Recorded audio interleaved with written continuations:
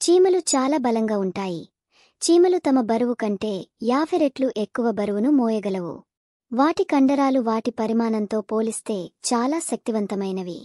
చిన్న పరిమాణంలో ఉన్నప్పటికీ అవి అద్భుతమైన శక్తిని కలిగి ఉంటాయి. ఒక చిన్న చీమ కూడా ఆశ్చర్యపరిచేంత బరువును లాగగలదు.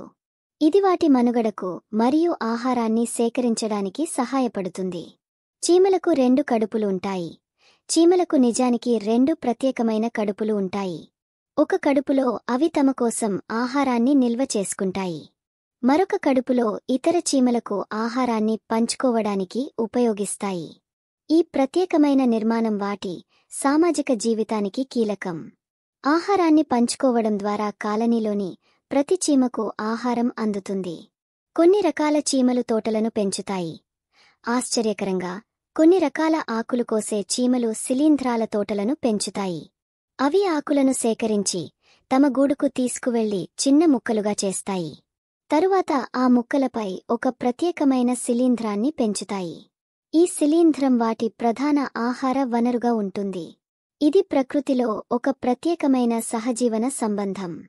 చీమలు చాలా తెలివైనవి. చిన్న మెదడు ఉన్నప్పటికీ చీమలు చాలా తెలివైన ప్రవర్తనను ప్రదర్శిస్తాయి. వాటి కాలనీలలో సంక్లిష్టమైన సామాజిక నిర్మాణాలు ఉంటాయి. ఆహారం కోసం వెతకడంలో మరియు సమస్యలను పరిష్కరించడంలో అవి సమర్థవంతంగా పనిచేస్తాయి. ఒకదానితో ఒకటి సంభాషించడానికి రసాయన సంకేతాలను ఉపయోగిస్తాయి. వాటి సమూహ మేధస్సు నిజంగా ఆశ్చర్యకరమైనది. ప్రపంచంలో చీమల సంఖ్య చాలా ఎక్కువ.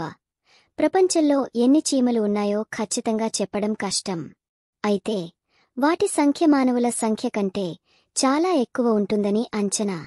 ప్రతి మానవుడికి మిలియన్ల సంఖ్యలో చీమలు ఉండవచ్చు. అవి భూమి యొక్క పర్యావరణ వ్యవస్థలో ముఖ్యమైన పాత్ర పోషిస్తాయి. నేల ఆరోగ్యాన్ని మరియు పోషక చక్రాలను నిర్వహించడంలో సహాయపడతాయి.